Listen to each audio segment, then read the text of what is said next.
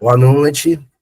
Vamos iniciar, então, mais um estudo do Evangelho de Mateus, um estudo minucioso que a gente realiza já há alguns anos, estudo detalhado, estudo paciente, estudo aprofundado, hoje realizando excepcionalmente o estudo de forma remota, por motivos de saúde. Eu estou com uma gripe muito forte, conjuntivite, essas coisas que não é bom ter quando a gente vai reunir com outras pessoas, idosos, né, pessoas que têm criança em ambiente fechado. Então, achei melhor a gente fazer a reunião assim, à distância.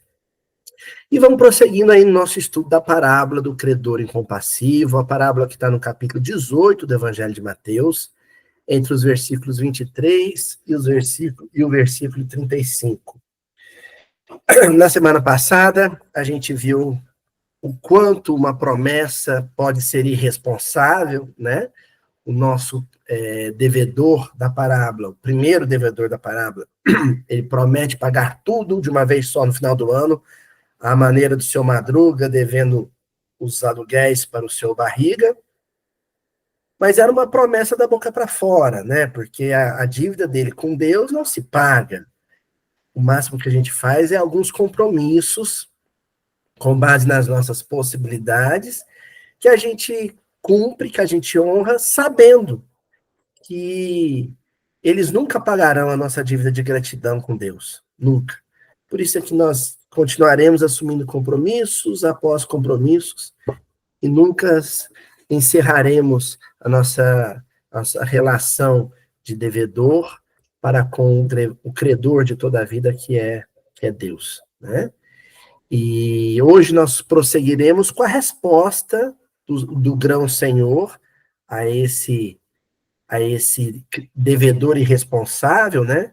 Mas digno de compaixão, porque em seguida o grão-senhor responde para ele, né? Segundo a narrativa de Mateus, o senhor daquele servo, compadecendo-se, liberou e perdoou-lhe a dívida, que é o que Deus faz, né? Essa dívida não desaparece, porque, em verdade, é uma dívida de consciência. A gente se sente devedor de Deus, mas Deus não se sente credor de nós. Se é que é possível projetar em Deus algum sentimento humano, né? Sabendo que não é possível, mas para nossa compreensão, para que a gente possa compreender, né? Não há cobrança. Deus não nos cobra. Nós que nos cobramos e permanecemos no sentido devedores da bondade dele, da misericórdia dele, né? Agora, o que há de interessante a ser destacado no texto de Mateus, né? Que a maneira do que eu fiz aqui meio que projeta algum sentimento humano em Deus, e Deus é inacessível. A verdade é essa, Deus é inacessível à nossa cognição. Ele é sentido, mas a nossa compreensão não o alcança completamente, e o alcança parcialmente, mas bem parcialmente, né? Mas aí Mateus lança a mão desse recurso, um recurso retórico, para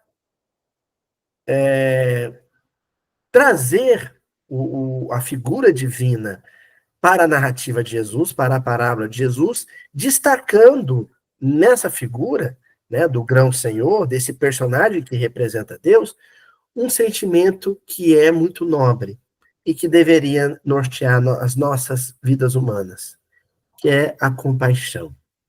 Por isso que nós destacamos no versículo 26 do capítulo 18 do Evangelho de Mateus, a palavra compadecendo-se, né? E o senhor daquele servo, compadecendo-se, ou ao se compadecer, em algumas traduções, liberou e perdoou-lhe a dívida. Então, hoje, o nosso foco de análise é a compaixão. É o que a gente vai fazer. Só que nós vamos fazer de uma maneira não convencional, ou pelo menos não seguindo os padrões que temos seguido nos miudinhos anteriores, né? Que é o do Midrash, né? Que é reunir trechos de várias obras. Hoje nós vamos nos focar em uma obra só, e não é uma obra dissertativa, digamos assim, é uma obra narrativa, romancesca, né? Eu estou falando do primeiro romance romano de Emmanuel. Estou falando do livro Há 2000 anos. Ele será nosso norte na noite de hoje, para compreender essa palavrinha que no texto grego, no original grego, é splanchnizomai. Essa palavra realmente é desafiadora aí, hein, seu Murilo? Splanchnizomai. Palavrinha complicada essa, hein? Essa é triste. Não para os gregos, né? Mas para nós. Se a gente tomar o verbete dentro do dicionário Strong, que é o que a gente mais utiliza aqui no Miudin, ela quer dizer ser movido pelas entranhas. Por que essa expressão, ser movido pelas entranhas? Porque na cultura antiga, a sede dos sentimentos, das emoções, eram os intestinos, o estômago e o coração. Então, tudo que estava adentro do tronco, né, que era interno. Porque no auge das nossas emoções, o coração acelera, a gente sente o frio na barriga, né? Os intestinos se estremecem, né? Então, as entranhas, elas ficam movidas, agitadas. Daí, ser movido pela compaixão, a expressão ser movido pela compaixão. Ter compaixão, pois se achava que as entranhas eram a sede do amor e da piedade. Então, essa palavra grega se refere a isso. As emoções fortes que mexem com o nosso interior fisiológico e mexem com o nosso interior orgânico, a parte interna da nossa estrutura, porque mexem com emoções profundas. Então, a compaixão não é uma manifestação cognitiva, não é uma expressão do nosso intelecto. A compaixão é a manifestação mais pura e genuína de um coração sensibilizado, de um coração tocado pelo sofrimento e a dificuldade do outro, pela fragilidade e a vulnerabilidade do outro. Isso é a compaixão. Né? Se preferirmos procurar a sua etimologia latina e grega, né, ou greco-latina, com patos, né, sentir com, sentir junto, né? Ou sofrer junto, né? Então, é sofrer junto. É um pouco diferente da empatia, né? Na empatia você sofre como se fosse o outro, na compaixão não. Você tem uma noção clara de que você é você e o outro é o outro, aquela emoção não é sua, mas a emoção do outro, a dor do outro, a tristeza do outro, a vergonha do outro, a saudade do outro, a humilhação do outro, dói no seu coração. Machuca o seu coração e faz você se mover por dentro, mover intimamente, mover nas entranhas, né? A passagem do livro Há 2000 anos que nós citávamos é uma passagem em que, digamos assim, o personagem central do livro, que é o senador Públio Lentulus, ele se mantém frio, indiferente, ou seja, as suas entranhas não se agitam ante o sofrimento de alguém. E isto acaba custando-lhe muito caro, porque ele contrai a maior dívida kármica de sua vida, justamente no momento em que ele foi incapaz de sofrer com o sofrimento do outro, no momento em que ele foi inapto para sentir a dor do outro. Né? Que passagem é essa? Mencionando e que nós vamos explorar hoje a reunião todinha. Está no livro Há 2000 anos, na primeira parte do livro, no capítulo 2, um escravo. Então, o senador Públio Lentulus, casado com Lívia Lentulus, tinha uma filha, Flávia, a menina Flávia. Eles deixam a Península Itálica, deixam Roma, onde ele, como patrício, era uma família do patriciado romano, né? Como patrício romano, ele tinha funções públicas, ele era um senador do Império Romano.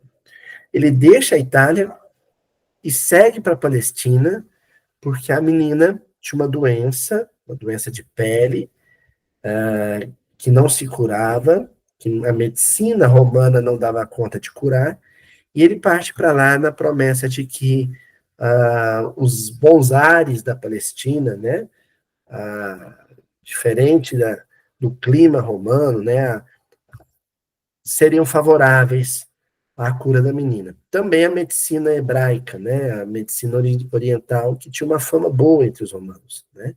Então ele vai para a Palestina para tentar curar a filha.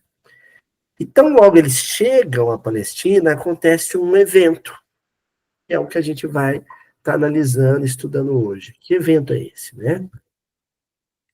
Narra o Emmanuel. Ia a caravana a bom termo, quando nas proximidades de Jerusalém ocorre um imprevisto.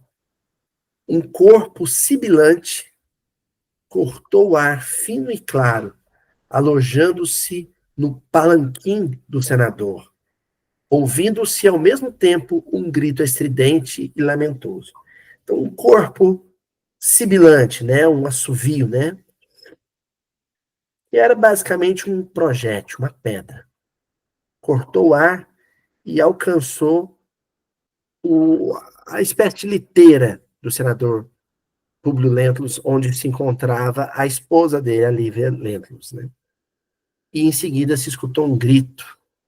Minúscula pedra ferira levemente o rosto de Lívia, determinando grande alarme na massa enorme de servos e cavaleiros. Então, vamos lá. O que eu já destaquei aqui para a gente analisar? Não era um pedrão, era uma pedrinha, minúscula pedra. E não causara grande estrago, ferira levemente. É importante destacar isso, porque isso vai ajudar a gente a perceber o quão desproporcional foi a reação romana a esse episódio.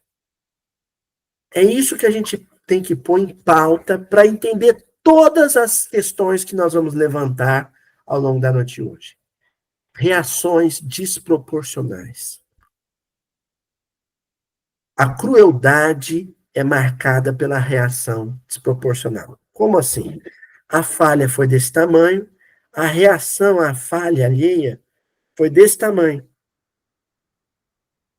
Então, o assaltante roubou uma, um pedaço de carne no açougue e tomou uma surra de cacetete do policial.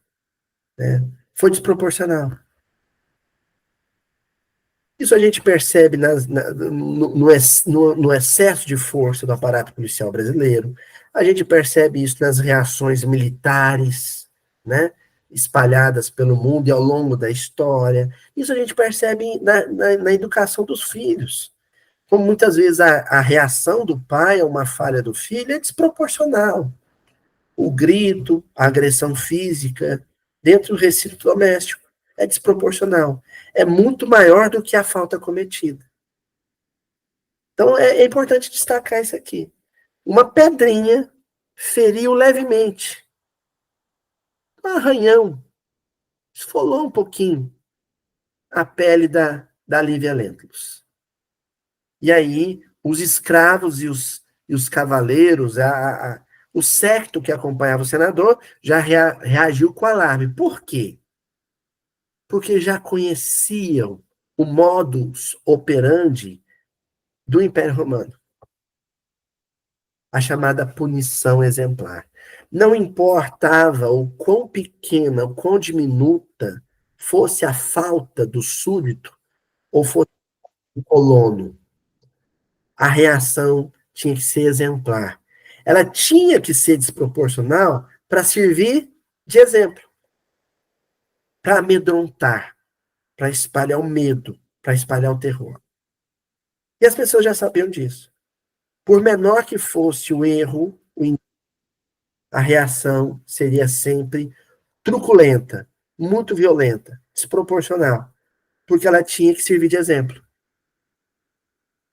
Isso difere muito do que a gente assiste na sociedade atual, na relação entre as classes, na relação entre os pares, nas relações de poder, entre marido e mulher, entre pai e filho, entre professor e aluno, entre patrão e funcionário, entre o Estado e a população civil. Difere muito, gente.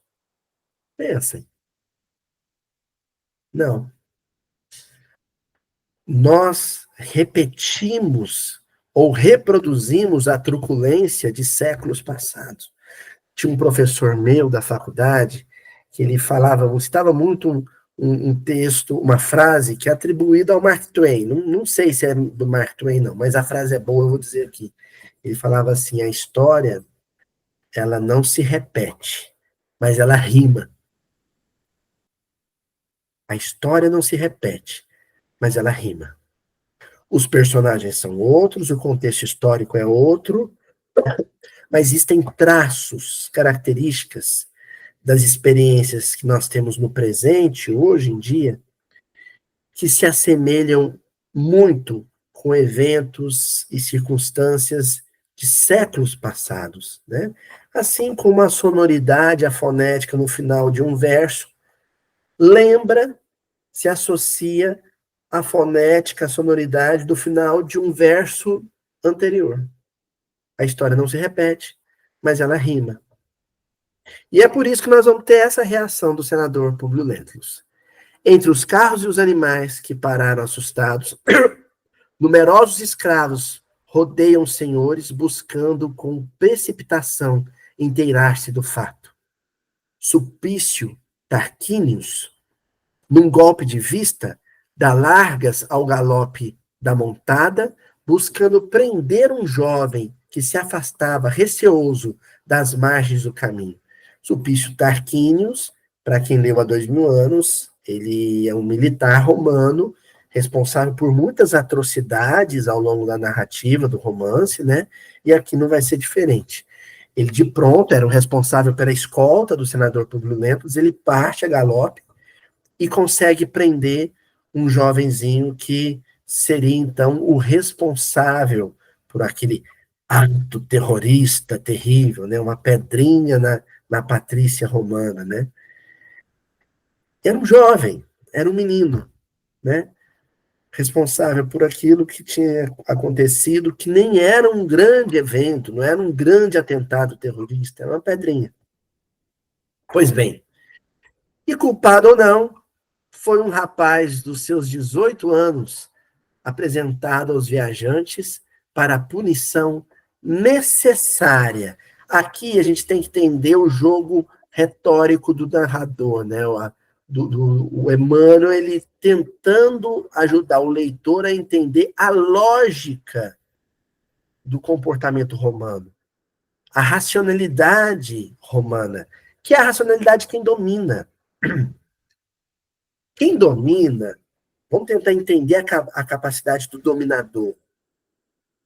Quem domina, depois que ele domina, que ele passa a exercer poder, ele não pode retroceder. Porque qualquer retrocesso na truculência, na violência, na imposição da força, pode significar para o vulgo dominado um sinal de fraqueza. Se eu fraquejar, eu perco a autoridade. Pais e mães agem assim com seus filhos. Tem que manter a fama de mal. Né? A gente poderia até dizer os pais antigos, né? Os pais antigos, aqueles que penduravam a cinta num prego na parede, né? Às vezes ele ficava enternecido, às vezes ele queria, né, perdoar, mas não perdoava. Ele queria relevar, mas não relevava. Por quê? Porque isso podia ser um sinal de fraqueza. Na lógica de pensamento, na racionalidade da mentalidade de quem usa a força como meio de autoridade, como instrumento de autoridade, de poder, de coação. Não retroceder. Daí ser uma punição necessária. Publio Lentulus ia ter que punir. Porque se ele não punisse, ele perderia o comando da tropa, da escolta, ele perderia o comando da colônia, do colono, dos palestinos. Ele perderia, inclusive, a sua autoridade junto à esposa e à filha. Então, ele tinha que punir. Não é uma forma de escravidão, gente? Quando você tem que fazer alguma coisa que às vezes você nem está afim de fazer, mas tem que fazer, isso não é constrangimento? Você não está sendo constrangido?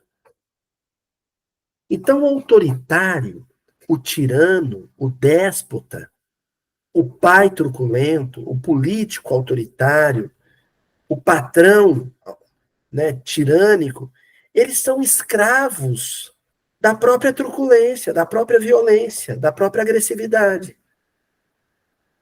Eles se tornam escravos disso.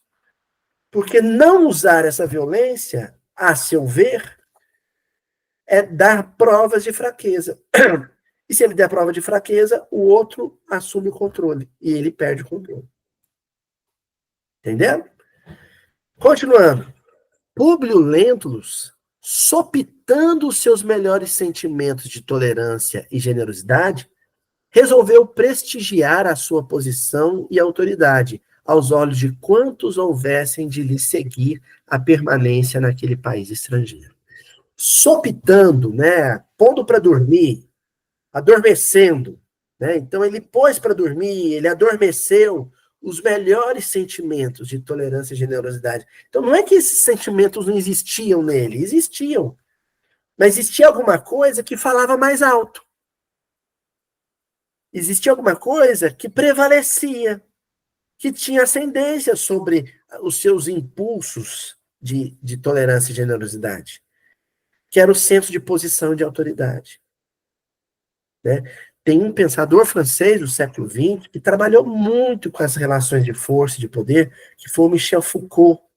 Ele trabalhou com a microfísica do poder, né? Como as relações de poder elas se manifestam em todas as relações humanas, na relação entre patrão e empregado, na relação entre autoridade pública e população civil, na relação entre pai e filho, na relação de gênero, né? Do esposo com a esposa, nas relações religiosas, né? Da hierarquia das religiões, onde há relações humanas, onde há interação entre homens e mulheres, entre velhos e crianças, entre senhores e servos, ali há posição e autoridade. Quando você preza demais a posição e a autoridade, elas falam mais alto do que qualquer impulso de misericórdia, tolerância e generosidade que possa brotar do seu coração.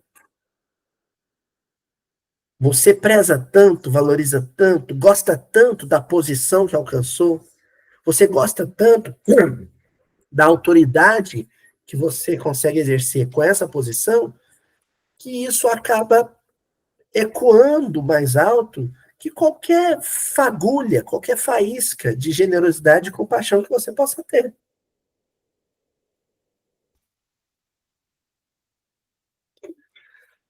Ordenou providências imediatas aos lictores que o acompanhavam.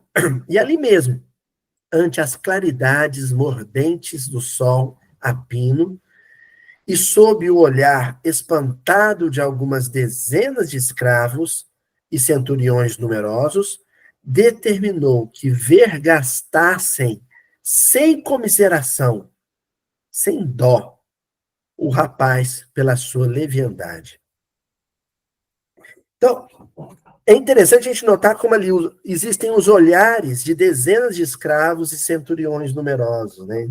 Existem os subalternos, né? Aqueles que sob os quais está a minha autoridade, aqueles que eu devo comandar.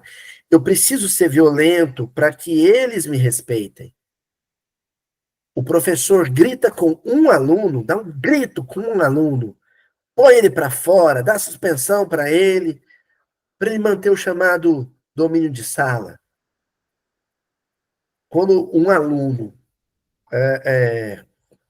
tem um comportamento infeliz na sala e aquele professor quer manter o seu controle da sala, ele precisa praticar a punição exemplar. Ele precisa sangrar aquele para os outros terem respeito. Esse é um comportamento típico nosso, né? Nas discussões. Olha, gente, numa reunião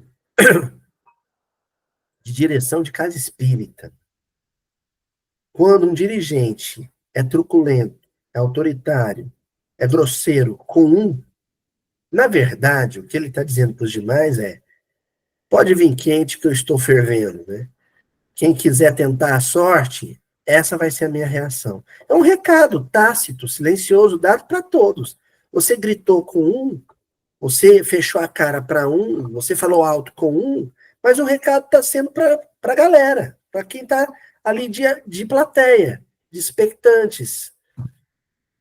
Então, essa plateia expectante está ali e está entendendo o que está acontecendo. Olha, se eu tiver a mesma postura, se eu assumir a mesma posição de questionar a autoridade, porque o ato não foi um ato de violência em si, né? Ele não causou dano físico.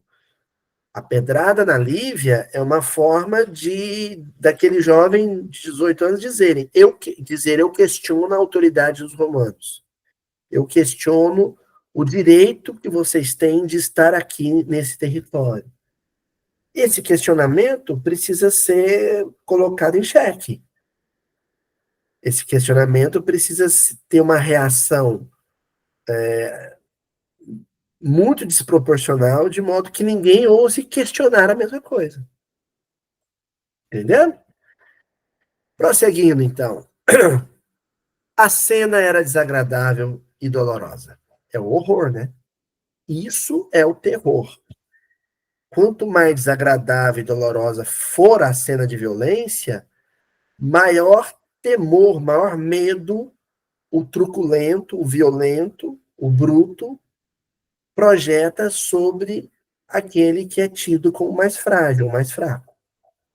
Todos os servos acompanhavam, compungidos, o estalar do chicote no dorso seminu daquele homem ainda moço, que gemia em soluços dolorosos sob o látego despótico e cruel. E olha, gente, nós estamos aqui analisando a escravidão antiga, mas é impressionante como até 1888 no Brasil, então, nós não estamos falando de muitos anos, né? Nós estamos falando aí de 137 anos. Isso acontecia nos pelourinhos. Pelourinho, aquele mastro, né, aquele poste onde os escravos eram atados, tinha esse nome pelourinho, porque era um lugar onde se castigava a pele do escravo. A ideia era castigar a pele. A escravidão aconteceu, acabou em 1888, em 1910, até 1910, na Marinha Brasileira ainda existia a chibata, ainda existia o castigo corporal. E os marinheiros, os marujos, né, a baixa patente da Marinha Brasileira, era toda composta por negros, por mulatos, por mestiços. Então, até 1910, vejam bem, né, até 1910, 22 anos depois do fim da escravidão, marinheiros eram castigados a chicotadas. Até que o João Cândido, né, fez lá a revolta da chibata e falou: chega, acabou. E aí continua, passa os anos, e um camelô na rua de São Paulo, né, um ambulante, um comerciante ambulante, por estar às vezes ilegal, por não ter pagado o imposto, é açoitado. É açoitado como se marinheiro fosse em 1910, como se escravo fosse em 1888, né? O castigo corporal ainda está nos nossos dias, através, por exemplo, da violência policial. O castigo da chibata, o castigo do açoite, ainda está nos nossos dias através da violência parental, através da violência que os pais ainda praticam com as crianças. Né? E aqui a gente não vai nem na violência doméstica, né, na violência matrimonial. Né? Nós poderíamos até extrapolar, ir além e falar da chibata vibratória, hein? Né? Falar do chicote fluídico, né?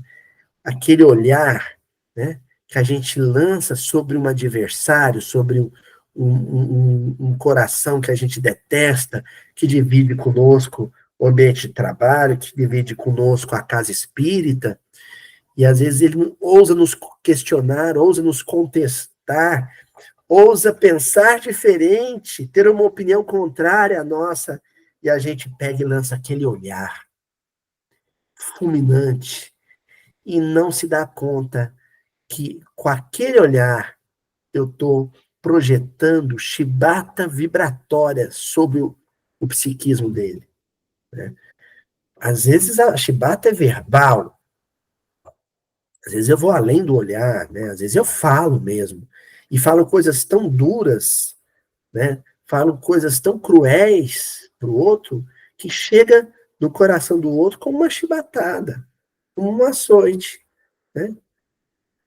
Motivado pelo quê? Por esse látego despótico e cruel, desse impulso de tirania, de despotismo que a gente tem, de querer ter sempre o outro sob controle e usar a violência física, a violência vibratória, a violência verbal, para exercer domínio, para exercer controle. Né? Ninguém ousou contrariar as ordens impiedosas, até que Lívia, não conseguindo contemplar por mais tempo a rudeza do espetáculo, pediu ao esposo em voz súplice: basta, Públio, porque os direitos da nossa condição não traduzem deveres de impiedade.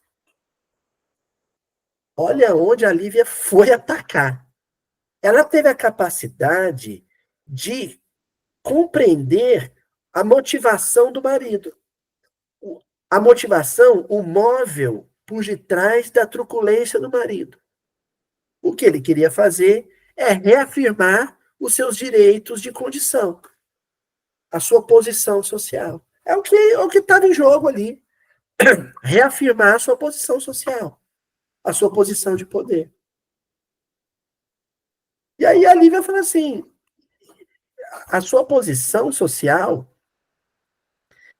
é incompatível com algo que é humano e que é anterior à posição social, que é o senso de compaixão, de piedade que um ser humano deve ter para com o outro. Existe algo que é primeiro, vem primeiro, que antecede a hierarquia social no mundo, que é o senso de compaixão. Aí é só você sair da história e ir para o terreno da paleoantropologia, né? Quando você estuda as comunidades ainda né, eu vou dizer primitiva porque é mais senso comum essa palavra, mas as comunidades anteriores, né, ao advento da civilização, aquelas comunidades dos Homo sapiens ainda interagindo, por exemplo, com o Homo neanderthalensis, né? Ali você tem manifestações de compaixão, e isso eu falo aqui nesse livro aqui, ó. Vou aproveitar e fazer um merchan de novo, já fiz muitas vezes, né?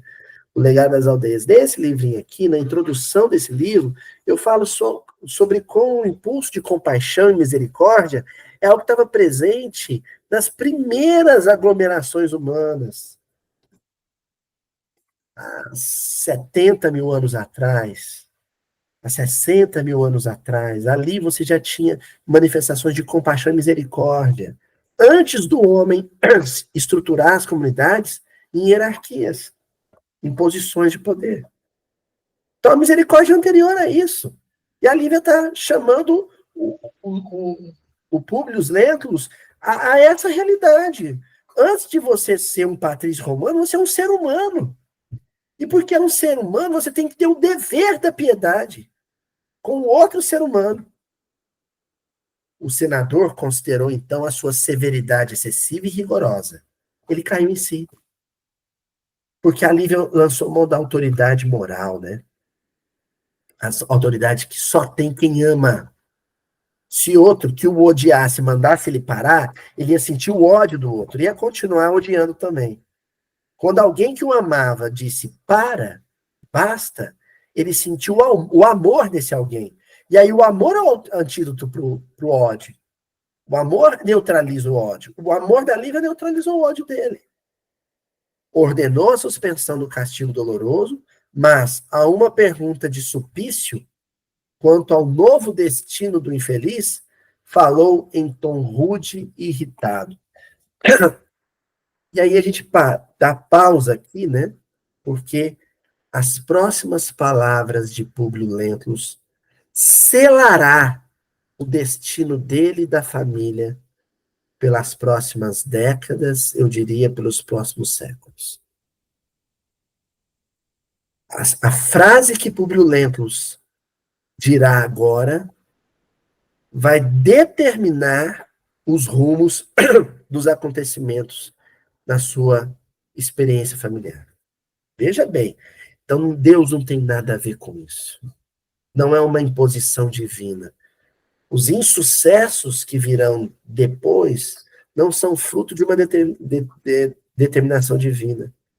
Não existe um determinismo divino nisso. O que vai acontecer é a consequência inevitável, é a consequência espontânea de uma escolha que ele fez. E ele escolheu dizer a seguinte frase para as galeras. O Sulpício chegou para ele e disse: senador, parei de bater. E agora? Solta? Deixa o menino embora? Ele podia ter dito sim. Ele já teve um castigo aí que eu acho que ele deveria sofrer. Solta ele, deixa ele embora. Mas ele não disse isso.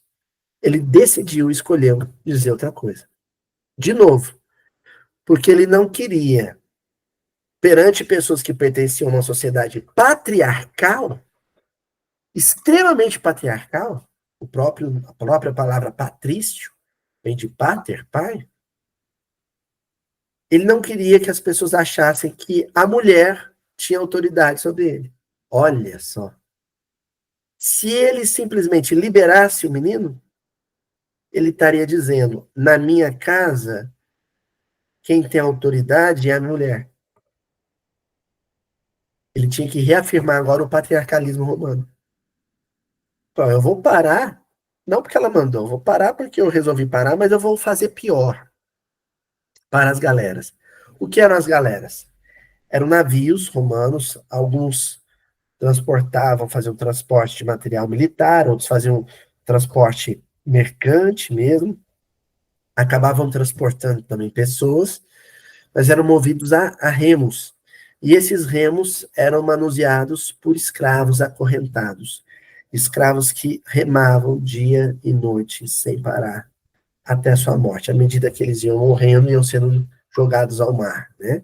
Quem leu o livro há 2000 anos sabe o que é, quem leu o livro Paulo e Estevão sabe muito bem o que é, porque foi o mesmo castigo sofrido pelo Gesiel, no início do livro Paulo e Estevão, né?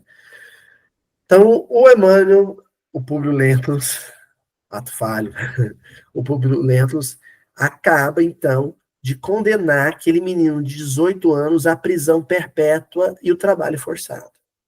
E, possivelmente, à morte também, porque era o destino de todo mundo que ia até as galeras.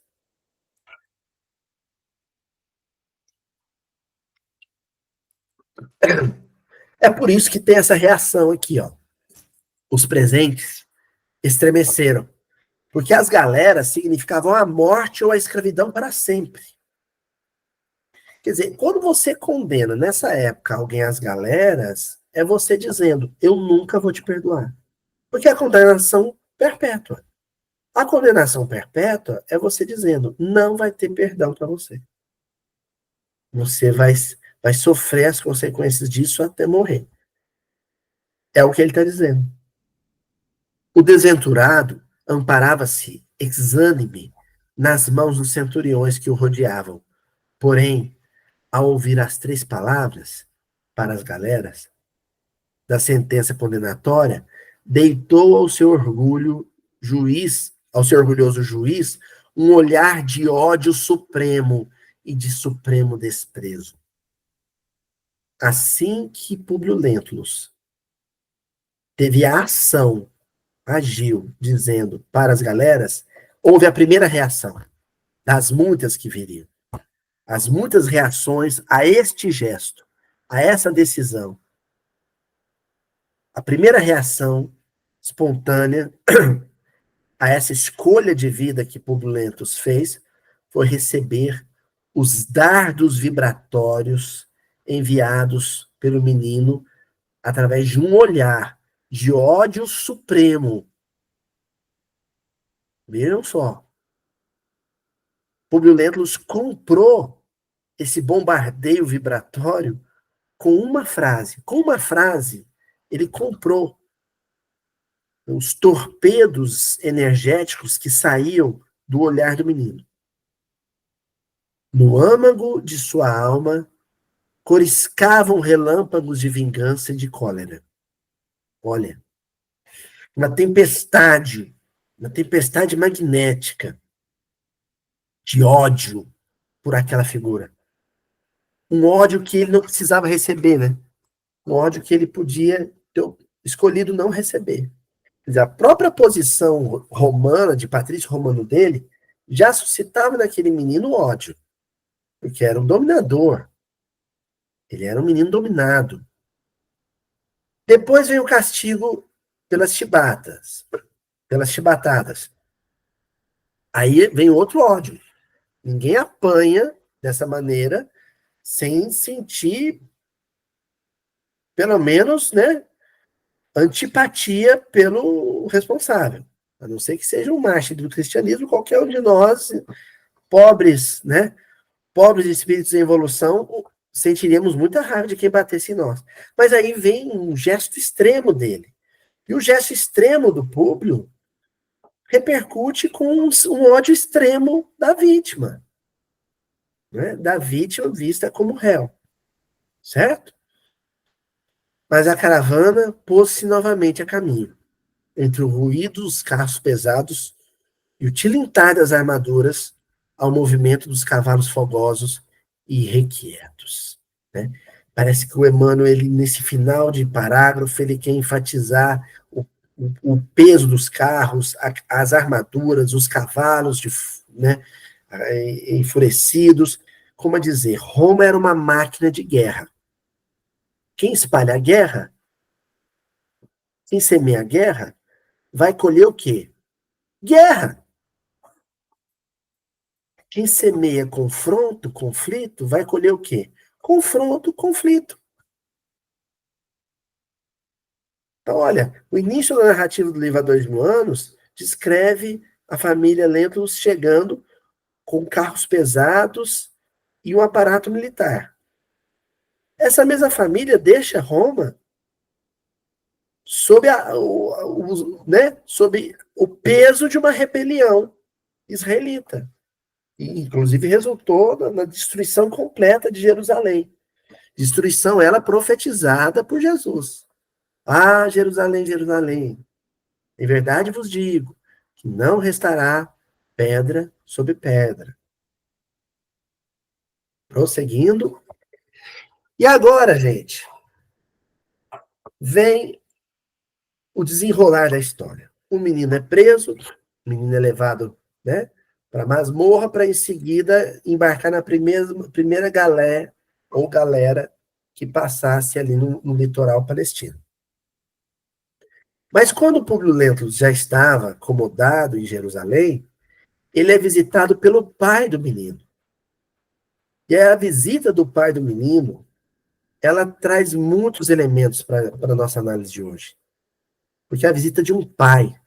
E não tem dor maior do que a dor de um pai com um filho condenado nessa situação. Então, o Emmanuel, acho que, por mais evoluído que o espírito seja, escrever esse livro foi uma experiência muito forte para ele, né? Porque era revisitar momentos, cenas de uma experiência dele, de uma experiência kármica dele, né? Que mudaram o curso da sua trajetória espiritual. Vamos lá? Obedecendo mais aos imperativos de ordem política que ao sentimento de generosidade do coração, o senador quebrou as etiquetas do momento, recebendo-o em seu gabinete privado, disposto a ouvi-lo. Então, o pai do menino, né, procurou o senador Publio Lentulus, e aí, mais para dizer, olha, veja, eu sou um senador misericordioso, do que propriamente com vontade de recebê-lo, né? Um judeu pouco mais velho que ele próprio, em atitude de respeitosa humildade e expressando-se dificilmente, de modo a fazer-se compreendido, falou-lhe nestes termos. Então, um judeu falava mal o latim, né, mas o suficiente para fazer essa reivindicação, né, se aproximou dele com atitude de respeitosa humildade. Isso aqui tem que ser considerado, porque é como se a vida tivesse oferecendo para o Publio Lentulus uma terceira chance de fazer diferente.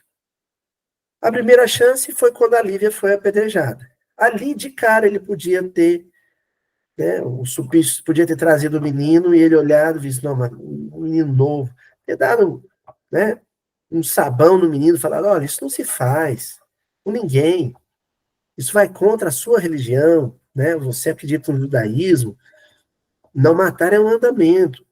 Ali ele teve a primeira chance, desperdiçou a primeira chance. Depois a segunda chance, quando a Lívia diz basta, depois das chibatadas. Ele podia ter cessado ali. E ele desperdiçou a segunda chance. Aqui agora com a visita do André de Gioras, que é o pai do menino, o Publio Lentulus está tendo a terceira oportunidade de fazer diferente.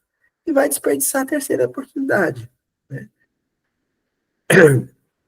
Ilustríssimo senador, sou André, filho de Gioras, operário modesto e paupérrimo.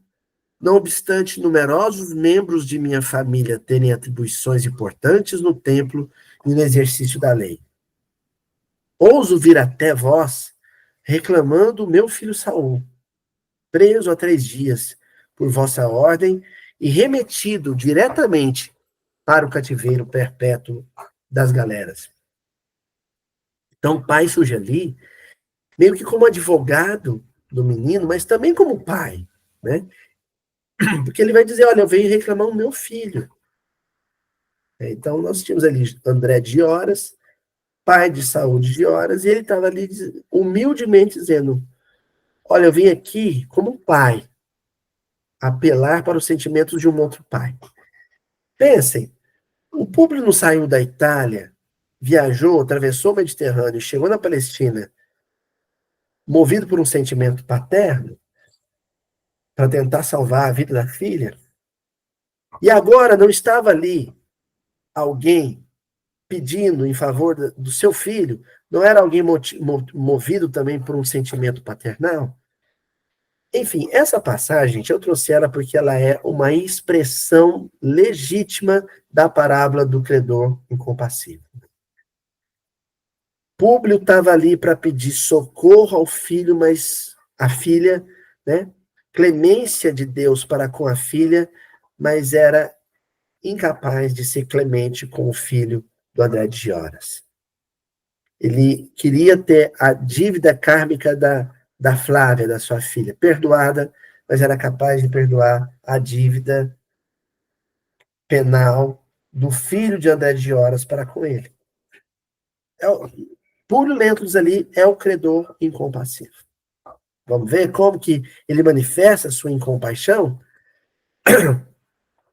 Peço-vos clemência e caridade na reparação dessa sentença de terríveis efeitos para a estabilidade da minha casa pobre.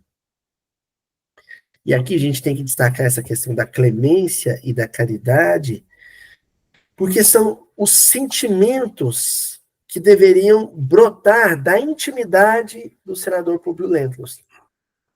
Então, esses sentimentos são humanos. A misericórdia, a compaixão, a clemência.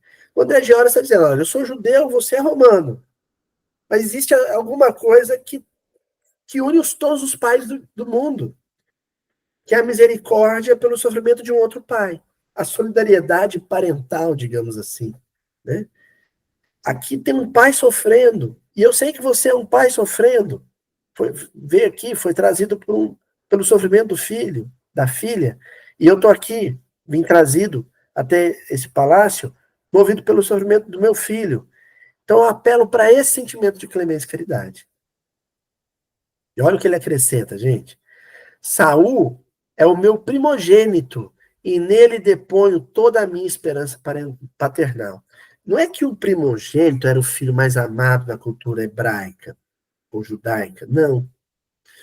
É que o primogênito era o sucessor do pai na condução de toda a estrutura familiar, dos irmãos, né, das cunhadas, dos netos, dos sobrinhos, dos primos. O patriarca tinha no primogênito aquele que vai manter a família unida depois que ele, o patriarca, se for. Então, ele temia não só pela sorte do Saul, mas pela sorte de toda a sua prole, de toda a sua família. Saul é o meu primogênito e nele depõe a minha esperança paternal. Reconhecendo-lhe a inexperiência da vida, não venho inocentá-lo da culpa, mas apelar para a vossa clemência e magnanimidade em face da sua ignorância de rapaz, jurando-vos pela lei encaminhá-lo doravante pela estrada do dever austeramente cumprido. Então, ele não está dizendo que o filho fez certo, que é o que muitos pais fazem, né?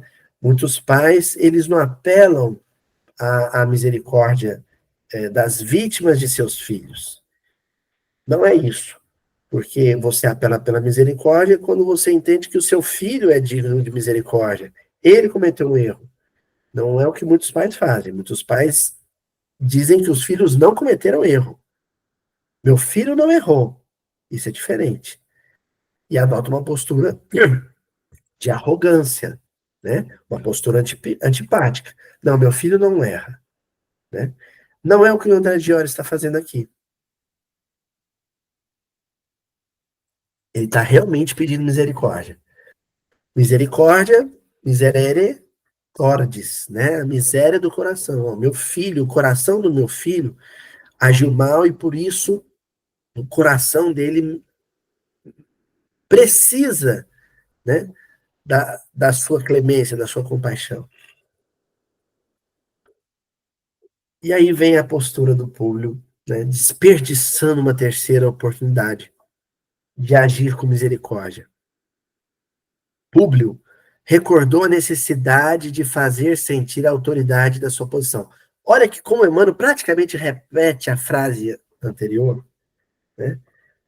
No slide anterior, vamos voltar, ó, ele diz assim, anterior ainda, né? Olha lá, gente.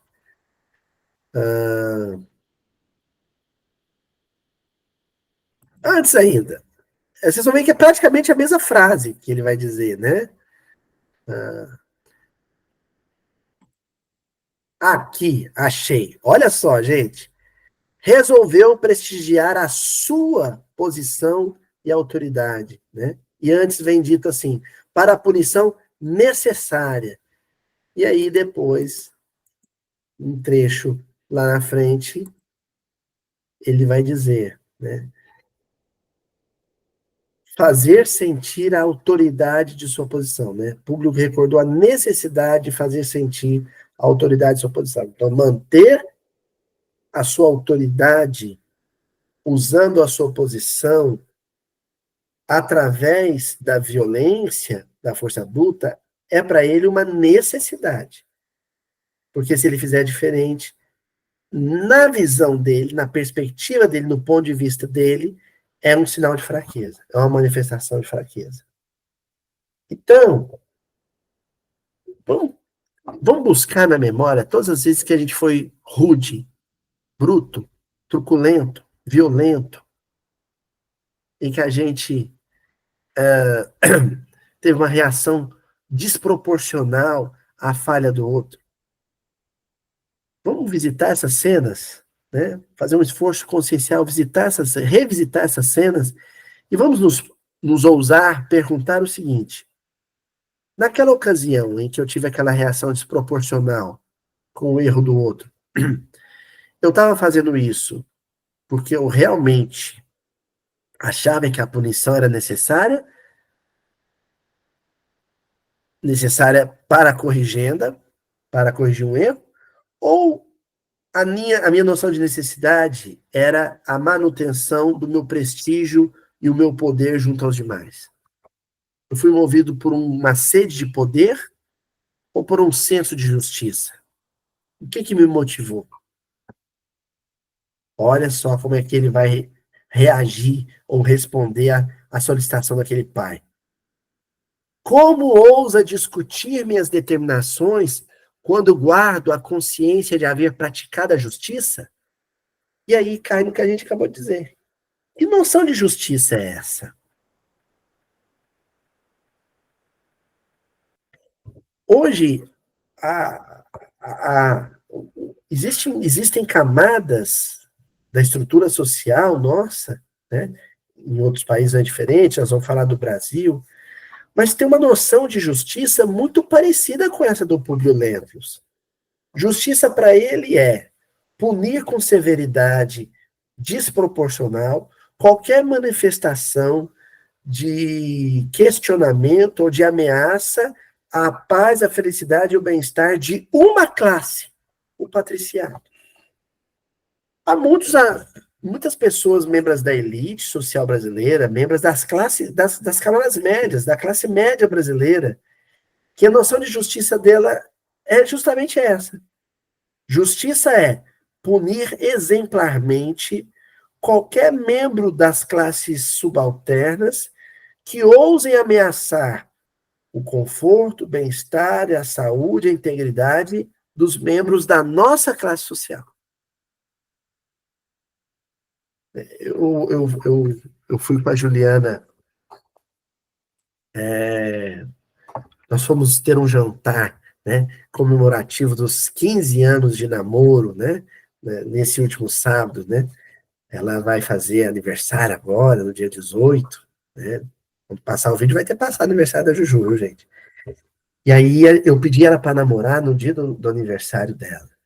E aí nós comemoramos, então, junto, 15 anos de namoro, né? E aí a gente saiu para jantar fora. Minha mamãe deu um vale-night pra gente, ficou com o Chiquinho, a gente foi jantar fora. E a gente foi jantar num restaurante que tem no shopping aqui. E é um restaurante, né, que a gente vai só em dia de comemoração, porque é um restaurante, né, você tem que gastar um pouco mais para ir nele, mas a Juju merecia, né? O fato é que esse restaurante tem uma parte, ele fica numa parte externa, assim, que dá para o estacionamento do shopping. E a gente estava lá jantando, em meio a distintas pessoas, né, da elite, da classe média uberabense, quando garotos, meninos, adolescentes da classe popular, numa cidade que oferece muito pouco entretenimento cultural, né? Esses garotos não têm muito o que fazer num sábado à noite e vão ao cinema, né? Entretenimento relativamente barato, e depois vão tomar uma casquinha de sorvete num fast food que tem ali. E aí, que é de frente a esse restaurante que a gente estava. E aí aglomerou aquele tanto de adolescente, né? Aquele monte de adolescente. E eu comecei a perceber que a algazarra dos adolescentes do lado de fora incomodava os cidadãos distintos, né? Mas não porque eram só adolescentes, mas porque eram adolescentes pobres. Afinal de contas, o shopping é um espaço aparentemente democrático, né? Os adolescentes da periferia podem ir ao shopping tomar sua casquinha, né? Desde que eles não pareçam ser de origem popular. Isso para mim ficou muito claro. Porque logo a segurança do shopping chegou dispersando os adolescentes com os patinetes motorizados, botando eles para correr, e eu percebi algumas expressões de contentamento, porque aqueles, né, arruaceiros tinham sido mandados embora. Quer dizer, a segurança do shopping ali estava fazendo o papel mais ou menos do Sulpício Tarquínios, né? Afugenta aí essa gente mal educada, que não sabe se comportar no shopping, porque nós sabemos nos comportar em shopping. Nós falamos baixo, nós comemos com a boca fechada, nos vestimos bem, somos perfumados. nossa comida é boa, e esses meninos são fruto da periferia, são meninos mal vestidos, que falam alto, não se comportam bem. Então afugenta essa gente para lá. Isso para mim ficou muito claro. Eu confesso para vocês que eu senti uma certa indigestão, né, comendo a comida daquele restaurante, porque eu, como professor de história, como cientista social, mas, sobretudo, como estudante da doutrina espírita, né, aprendiz da doutrina espírita, já li esses romances do Emmanuel e percebo como muitas cenas que Emmanuel narra, projetando o leitor para o patriciado romano, se parece demais com a postura esnobe e arrogante das classes abastadas da nossa sociedade. E o Emmanuel não dá ponto sem nó, não, gente. Ele escreveu sobre os romanos, mas sabendo que quem ia ler era a classe letrada da sociedade brasileira, porque ele escreveu em língua portuguesa, e quem tinha acesso a livro, um livro de 300 páginas, 400 páginas, eram pessoas da classe média ou da elite brasileira. Ele escreve, e tem endereço, entendeu? Tem endereço certo. O romance de Emmanuel tem endereço certo. E eu acho que essa postura arrogante do patriciado romano a gente identifica muito facilmente, como eu identifiquei no último sábado, na elite brasileira, né? Tanto que o Públio Letras continua dizendo: não posso modificar minhas deliberações estranhando que um judeu, olha, o desdém com que ele fala desse judeu, um judeu põe em dúvida a ordem e a palavra de um senador do império, formulando reclamações dessa natureza. Você é judeu, é súdito, é colono. Eu sou patrício romano, senador, membro do império. Então você não pode falar assim comigo. Nós pertencemos a patamares sociais diferentes. É o famoso você sabe com quem está falando, né? Ou isso desapareceu da nossa sociedade? Ó, em seguida o André de Horas diz para ele: se o és, por que fizeste de teu filho... Ó, perdão, o Públio Lentulus ainda falando para o André de Horas. Se o és... Ih, gente, baguncei tudo aqui, ó. Vamos voltar para o texto, de novo, ó. Mas, Senhor, eu sou pai. André de Horas fala assim, olha, esquece que eu sou judeu, esquece que eu sou pobre, esquece que eu sou socialmente inferior a você. Eu sou pai, e você também é. Pronto. Isso nos iguala. Você é pai e eu sou pai. Sim, você é patrício e eu sou judeu. Mas existe algo que nós somos também iguais. Nós amamos nossos filhos. Mas, Senhor, eu sou o pai. E aí vem o questionamento do Públio Lentulus que eu já escutei demais nos últimos anos. No meio social que eu frequento mais continuamente, até por ser professor também de uma instituição particular, né?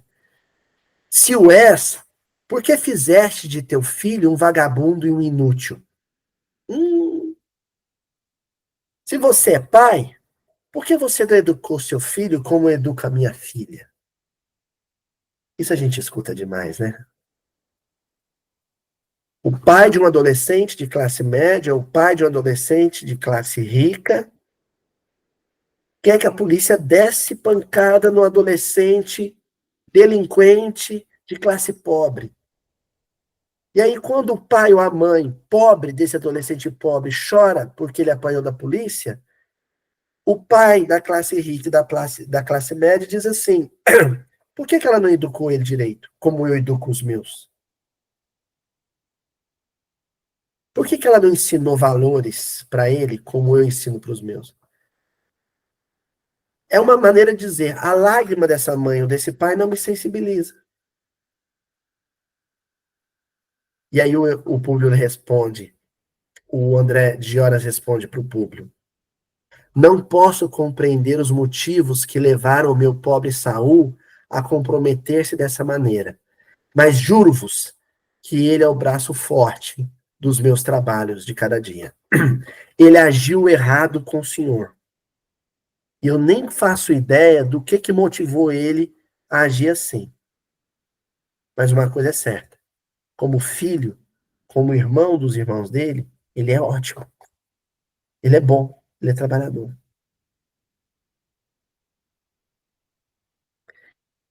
E aí diz o Públio Lentulus: não me cabe examinar as razões do teu sentimento, porque a minha palavra está dada irrevogavelmente. Olha, examinar as razões do teu sentimento é o que faz o misericordioso.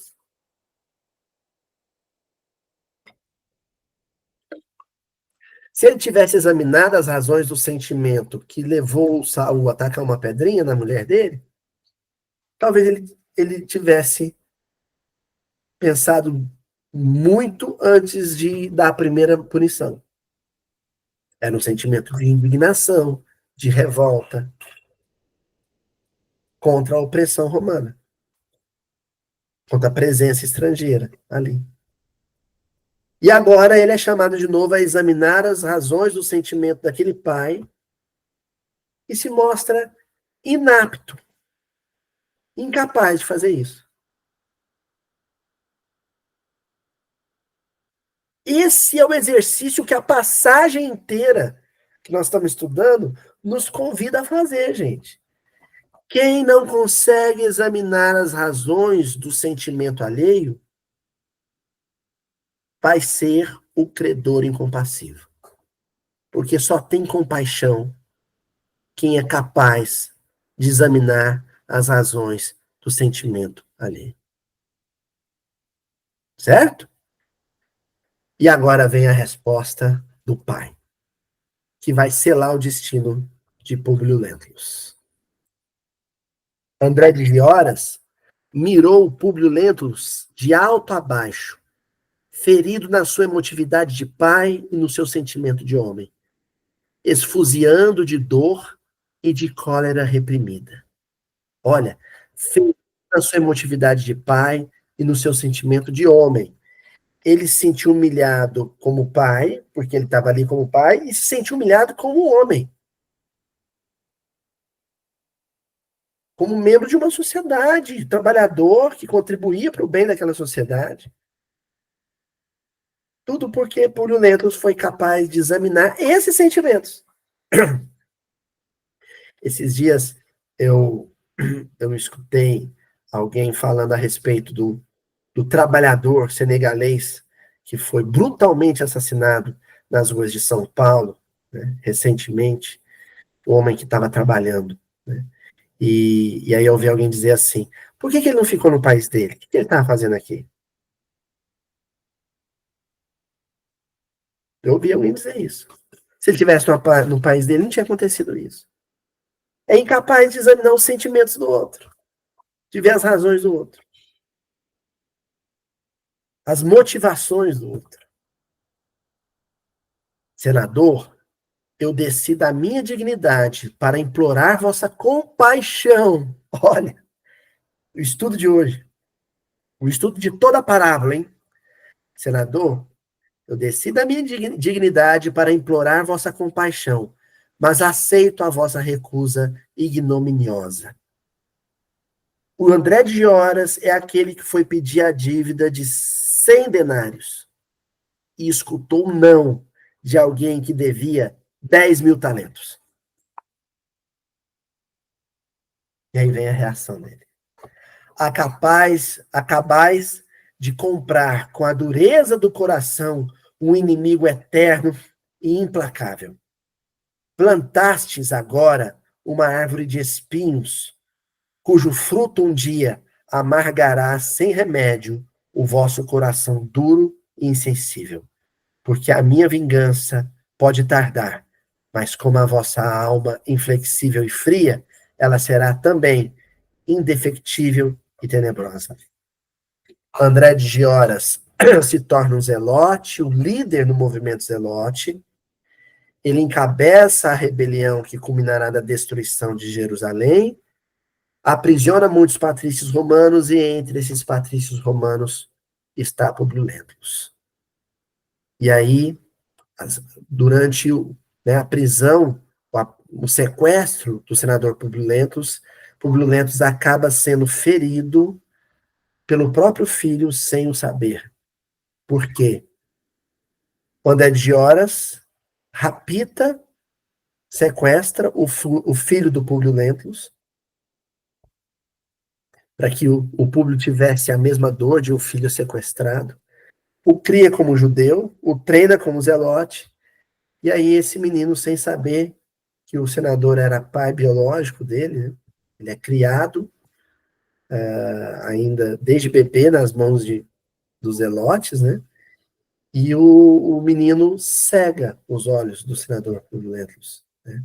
Durante esse episódio. Enfim, essa vingança aconteceu de fato, né? Porque a dureza e a frieza do incompassivo Públio Lentulus moldou, construiu um coração frio e duro, né? Mas fruto da dor, fruto da mágoa, do ressentimento, do ódio do André de Gioras. Enfim, a sombra espalhando sombra, né? O mal multiplicando o mal, certo? E encerramos hoje com imagens muito fortes e uma frase muito forte, né? Vamos começar aí com o refrão do Chico Buarque na música O Meu Guri. Olha aí, ai, o meu guri, olha aí, né? Para quem já viu essa letra, fica mais como sugestão, né? A dor de uma mãe, de um delinquente da periferia brasileira, um menino que cresceu no morro, que fez a escolha errada, escolheu o crime, mas ela não olha como criminoso, né? E aí, ao longo da música, da letra, ele vai chegando no morro com presentes para ela, né? Ela recebe uma bolsa já com tudo dentro, chave, caderneta, terço, patuá, e um documento para ela finalmente se identificar, porque ela não tinha nem documento, era analfabeta, e ela achava que era um presente do filho, né? Ele acordava, ela olhava para o lado, ele já tinha saído para trabalhar. Na verdade, ele nem tinha voltado do crime ainda. Então, ela tem esse olhar de bondade. E aí a música se encerra com o guri dela, o menino dela sendo encontrado morto no mato. E ela descobre isso nas páginas policiais, quando ela vê a foto do filho morto no meio do mato. E ela fala: acho que tá lindo, acho que tá rindo de papo pro ar. Desde o começo eu não disse, seu moço? Ele disse que chegava lá, porque ele era manchete de jornal, né? Essa é a música do meu guri. Esses guris, né, delinquentes, criminosos, terríveis, que aqueles bem-nascidos, cujos filhos tiveram maiores chances e maior oportunidade, né, são cruéis ao apontar o dedo e dizer: esse bandidinho, né, bandido bom é bandido morto. Quem escuta a música O Meu Guri do Chico Buarque vai sentir náusea toda vez que escutar essa frase: bandido bom é bandido morto, porque se espalhou pelo Brasil a cultura de que a violência policial é que vai trazer segurança pública, de que todo criminoso tem que morrer sumariamente, né? Violentamente, deve ser torturado, preso, trancafiado, de forma violenta para aprender a lição, né? Essa cultura que se espalhou no Brasil, essa cultura odiosa, é exatamente a cultura do patrício romano impiedoso, né? E aí só o que faz é, além de executar crianças, adolescentes, jovens, de forma sumária, sem justiça, sangra o coração de mães, como a da música do Chico. Mas o outro lado do mundo, a história volta a rimar, né? Ela não se repete, mas ela rima, né? Eu trouxe fotos aqui de crianças palestinas reagindo à truculência do poder bélico israelita. Olha que paradoxo, né? Nós acabamos de estudar um trecho em que uma criança israelita taca uma pedra no exército poderoso que a dominava, né? E aqui nós temos a primeira foto de uma criança palestina tacando pedras no poderio armado de israelitas. E ali do lado a foto de uma criança que foi presa pelo exército israelense, a semelhança do Saul de Gioras, e ela, não sei se vocês repararam, mas ela está toda urinada, com medo, o pavor da tortura, a violência que ela vai sofrer nas mãos desses militares, né?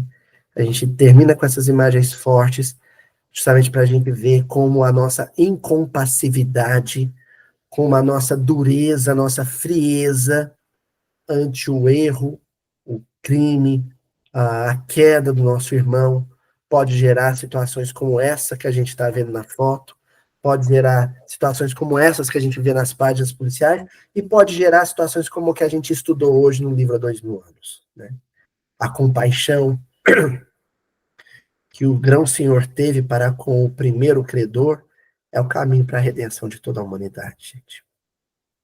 Jesus nos abençoe, nos ajude a sermos mais misericordiosos.